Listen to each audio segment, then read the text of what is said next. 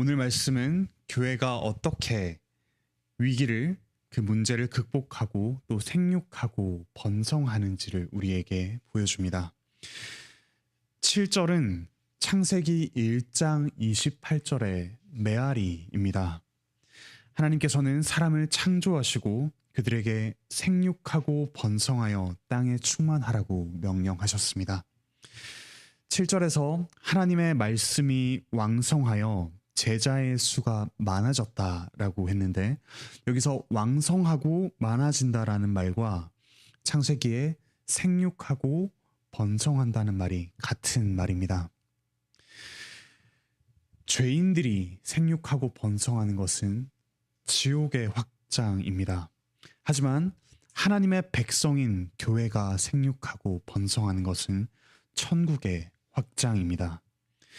교회의 생육과 번성과 관련하여서 세 가지로 오늘 말씀의 교훈을 받읍시다. 첫째, 교회가 생육하고 번성할 수 있는 원인과 힘입니다.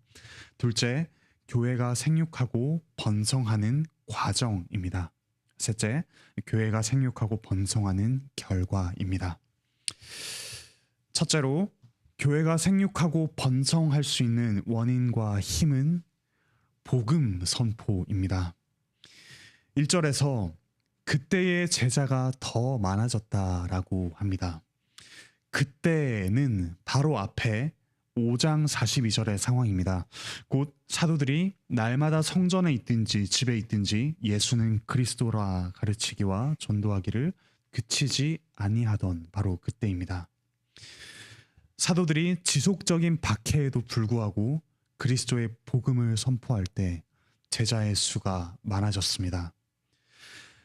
그런데 이런 교회의 확장은 예기치 못한 위기로 이어졌습니다. 헬라파 유대인들의 과부들이 매일의 구제에 빠진 것입니다. 헬라파 유대인이란 유대인이면서 헬라어를 쓰고 또 헬라 문화에 익숙한 사람들입니다. 히브리파 유대인들은 아람어를 쓰면서 유대 문화권에 살았던 사람들입니다.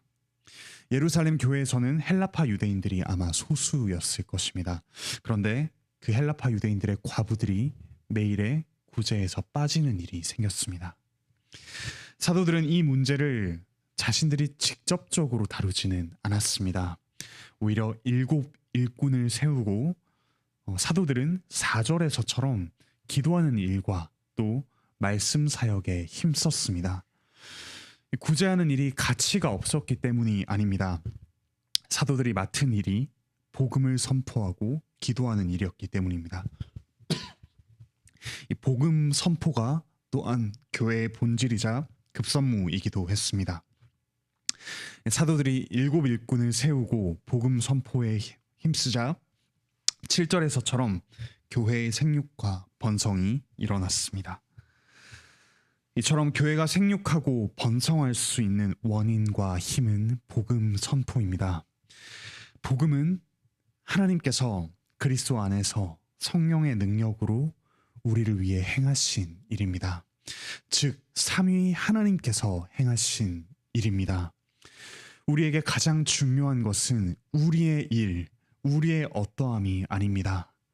하나님께서 행하시는 일, 하나님의 어떠하심이 가장 중요합니다. 그 하나님의 행하심과 성품이 우리에게 복음입니다. 그리고 복음을 전하고 가르칠 때 교회는 생육하고 번성합니다.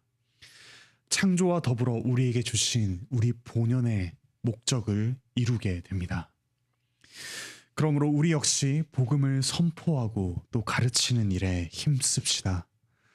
오늘날 예배에서 복음을 선포하는 일은 목사직에 맡겨졌습니다. 목사님께서 복음을 순수하고 또 힘있게 선포하도록 돕고 기도합시다. 그리고 복음을 받읍시다. 혹 직장과 학업, 가족과 인간관계 등 우리 자신의 일에 매몰되어 있지는 않으십니까? 우리에게 맡겨주신 일도 중요하지만 우리는 그 전에 하나님께서 우리를 위해 행하시는 일, 하나님의 어떠하심에 더욱 집중해야 합니다. 하나님께서 우리를 위해 놀라운 일들을 행하셨습니다. 날로 죄만 쌓을 뿐인 우리를 위해 사랑하는 독생자를 내어주셨습니다. 그로 인해 우리는 죽음이 아니라 영생을 향해 달려갑니다.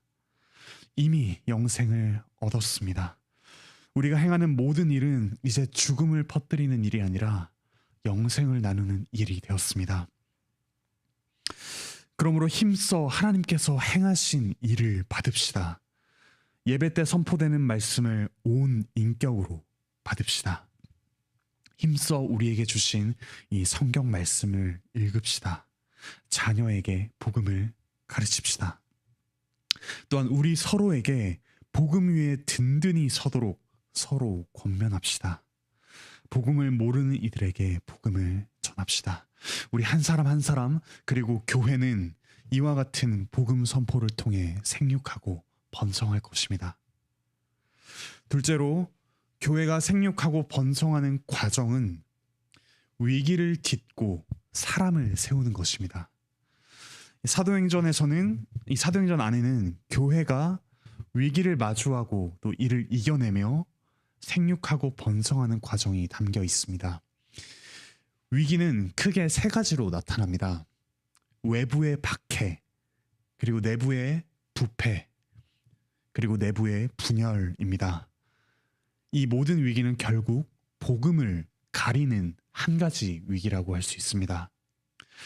오늘 본문에서는 내부의 분열이 일어나는 위기가 일어났습니다. 구제의 불공정성에 대해 불만과 원망이 일어났습니다. 사실 이런 불만과 원망은 구약의 교회인 이스라엘 백성에게서도 찾을 수 있습니다. 광야 생활을 하던 구약의 교회 이스라엘은 먹을 것에 대해 불평을 하곤 했습니다. 불평은 전염병처럼 빠르게 번지고 공동체를 분열시킵니다. 불평과 원망이 일 때 이스라엘 사람들은 심지어 애굽으로 돌아가려고까지 했습니다. 그때 하나님께서는 만나와 메추라기 그리고 반석에서 나오는 물을 통해서 그들의 필요를 채우셨습니다. 오늘 본문에서 하나님께서는 이 불평과 원망을 해결하기 위해 사람을 세우셨습니다. 하나님께서는 12 사도를 통해 기적을 행하시며 먹을거리의 이 문제를 해결하실 수도 있었을 것입니다. 하지만 3절과 5절에서처럼 교회는 성령과 지혜와 믿음이 충만한 사람 7명을 세워서 이 문제를 해결했습니다. 이 7 일꾼을 보고 집사라는 표현을 직접적으로 사용하지는 않지만 이들이 맡은 일은 오늘날 집사 직분이 감당합니다. 오늘날에도 교회에는 여러 가지 문제가 생깁니다. 때로는 우리의 욕심 때문에, 때로는 우리의 연약함과 능력의 부족함 때문에, 때로는 알 수 없는 그 원인을 알 수 없는 너무도 갑작스러운 사건 때문에, 또는 우리가 세심하지 못하기 때문에 문제가 생기기도 합니다. 때로는 하나님께서 기대하지 않았던 어떤 외부의 도움으로 인해서 그런 문제를 해결해 주시기도 합니다. 하지만 일상적으로 하나님께서는 직분자들을 통해서 교회의 문제를 다루게 하십니다. 에베소서 4장에 따르면 이런 직분은 그리스도께서 죄와 사망과 싸워서 이기시고 승천하시며 교회에 주시는 선물입니다. 우리에게 주신 직분자들을 선물로 받읍시다. 그리고 직분을 잘 행할 수 있게 기도하며 도웁시다. 하나님께서는 또한 우리를 우리 각자의 자리에서 직분자로 세우십니다. 우리는 서로의 필요를 돌아보며 직장에서, 가정에서 복음을 따라 하나님의 나라를 세워가는 직분을 수행합니다. 우리는 우리 자신의 연약함을 압니다. 우리와 같은 사람이 어떻게 직분자로 세워질 수 있을까? 하나님께서 어떻게 이런 사람을 통해서 그분의 나라를 세워가실까? 때론 우리 자신의 연약함 때문에 그런 생각이 들기도 합니다.